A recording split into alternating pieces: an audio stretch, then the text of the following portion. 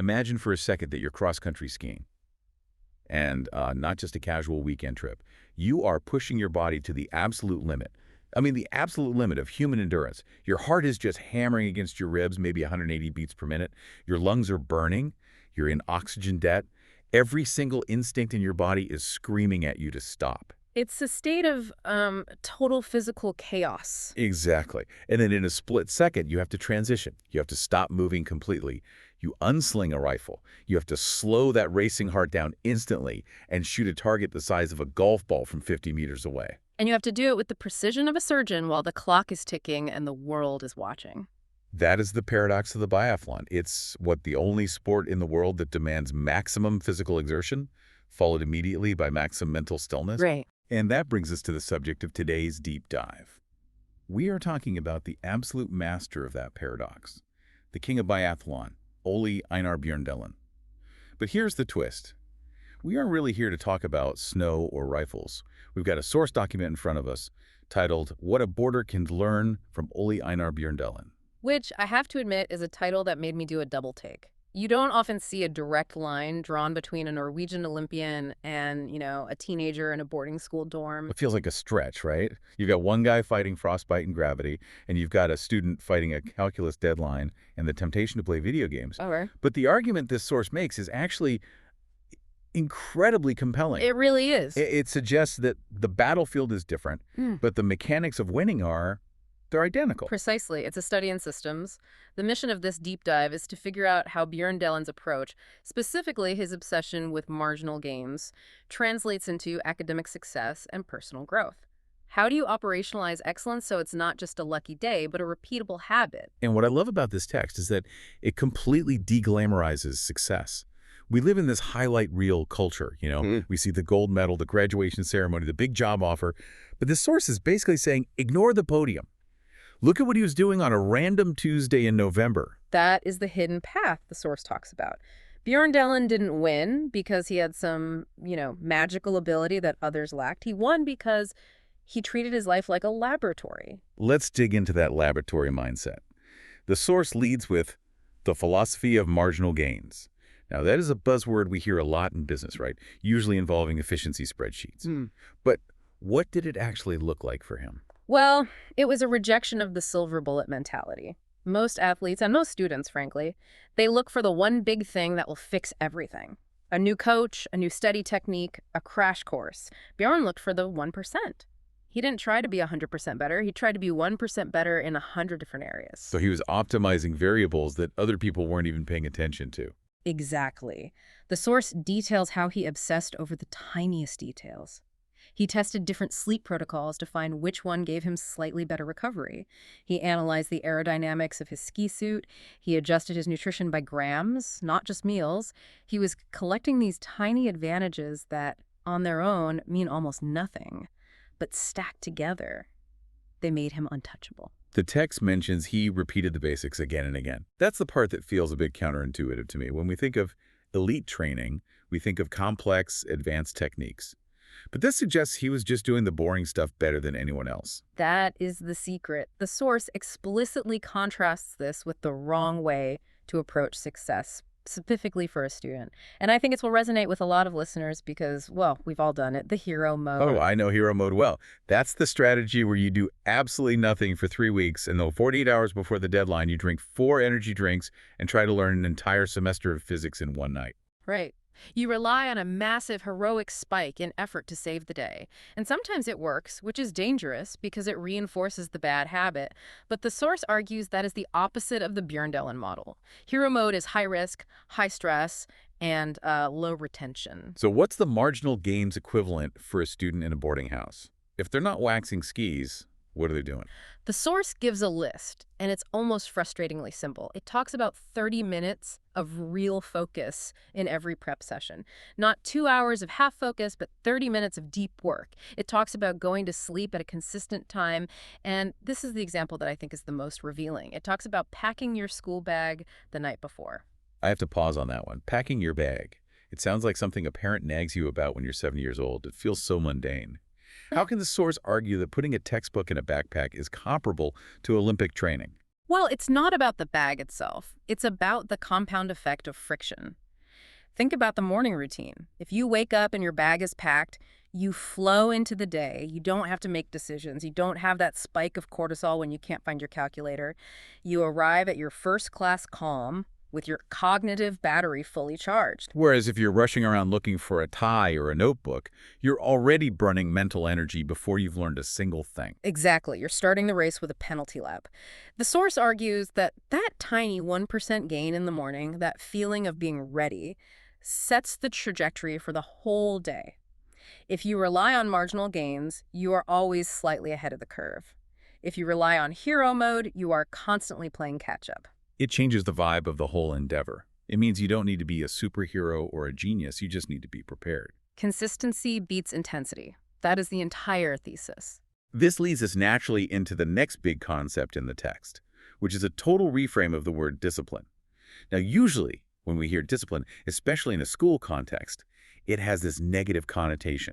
It implies rules, strictness, detention. Right, it implies someone else controlling you. Yeah, and the source flips that completely. It has this section titled, "Discipline is a form of self-respect."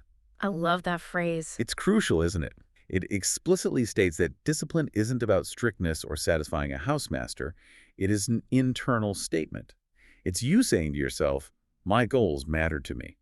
That is such a powerful shift, because if I'm studying because the teacher said so, I'm going to do the bare minimum.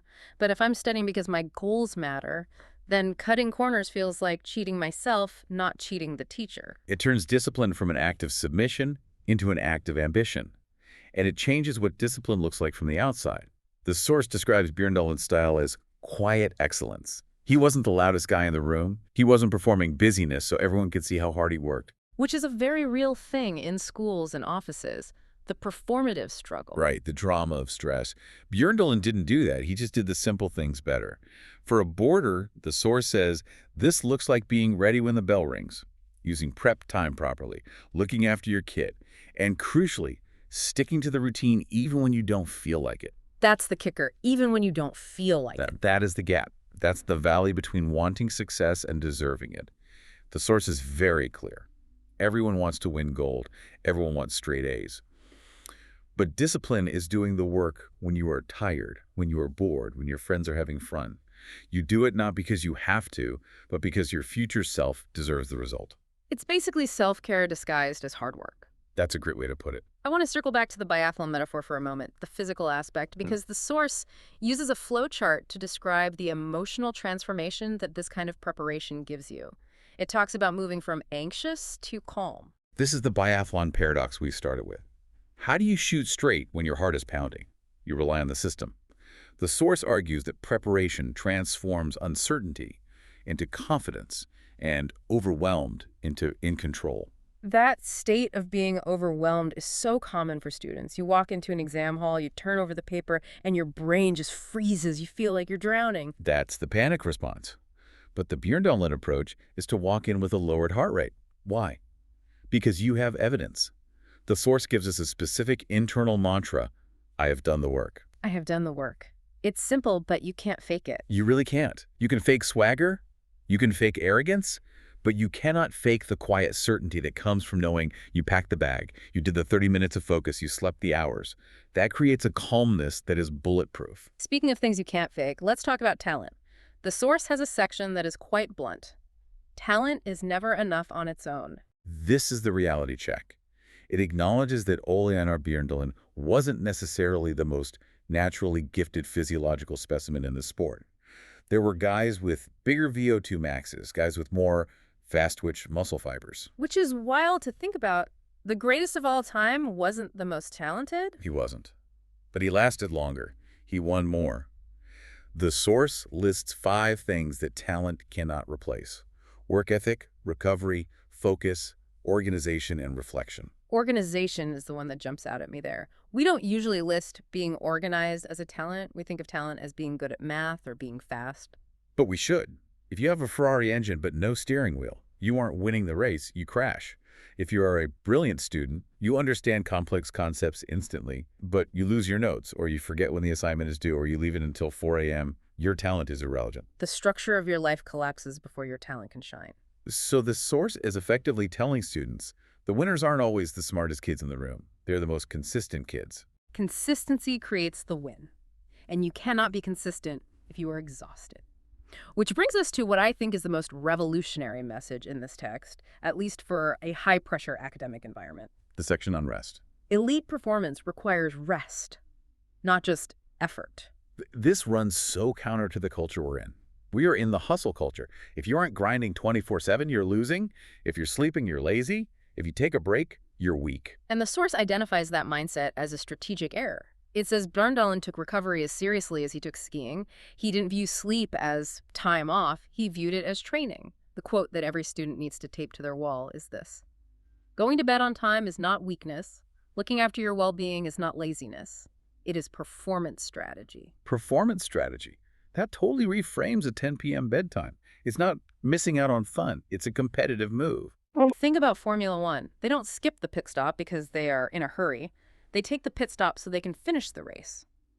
If you burn the candle at both ends, which creates the hero mode cycle we talked about, you lose the marginal gains. Your brain fog increases, your retention drops, your anxiety spikes. You cannot have quiet excellence if you are running on caffeine and panic. So we've got the philosophy of marginal gains, we've got discipline as self-respect, and we've got rest as strategy.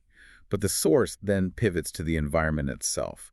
It talks specifically about boarding life. It calls the boarding school environment a structured environment, and it argues that this structure is an extraordinary advantage. Which, I'll be honest, might sound like propaganda to a student who just wants to sleep in. Most teenagers feel like structure is a cage. They want freedom. It feels like a cage if you fight it, but the source argues it's actually a cheat code for high performance. In the real world, the adult world, you have to build your own structure from scratch. You have to decide when to eat, buy the food, cook the food. You have to force yourself to stop watching TV and work. That takes immense willpower. It's decision fatigue all over again. Exactly. In a boarding house, the framework is provided. Meals are ready at a set time. Prep time is carved out in the schedule. Lights out is enforced. The life admin is automated. So the argument is, stop fighting the schedule and start surfing it. Right. If you buy into the system, it frees up your cognitive load. You don't have to spend energy deciding when to study, the bell tells you. You can use all that saved energy to focus on the 1% improvements in the actual work. The source says it is a place where high performance can be healthy because the boundaries protect you from your own tendency to overwork or underwork. It protects you from the chaos. That makes a lot of sense. But let's bring this down to earth. We've covered a lot of high-level theory here.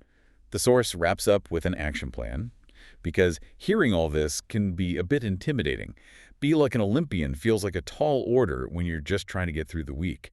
The source anticipates that, and this is crucial. It explicitly says you don't need to change everything at once. Thank goodness. The advice is to start small, insultingly small. It suggests go to bed 20 minutes earlier, just 20 minutes. Do just one prep session where you strictly do not check your phone. And of course, pack the bag before you sleep. We're back to the bag. Yeah. The keystone habit. It really is. These things feel insignificant. That's the trap. People think, how can going to bed 20 minutes earlier change my grades? But the source reminds us, repeated every day, these tiny actions create the emotional states we want. They create confidence, calmness, and control. It's the cumulative effect. It's not about the one big moment. It's about the 1,000 small ones, as the text summarizes. Greatness is not one big moment. It is 1,000 small ones done properly.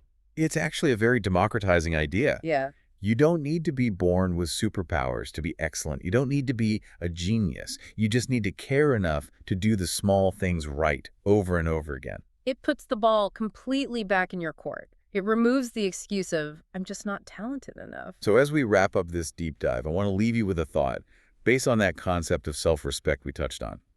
We agreed that discipline isn't about rules. It's an internal voice saying, my goals matter. That is the core of the whole philosophy. So here's the question for you to mull over today. If discipline is just a way of saying my goals matter, what is your current routine saying about how much you value your own potential? That is the question. If you looked at your day yesterday, how you slept, how you prepared, how you focused, did that routine say, I value myself? Or did it say something else? Because the routine doesn't lie? The routine never lies. Something to think about while you pack your bag tonight. Thanks for listening to The Deep Dive. We'll see you next time.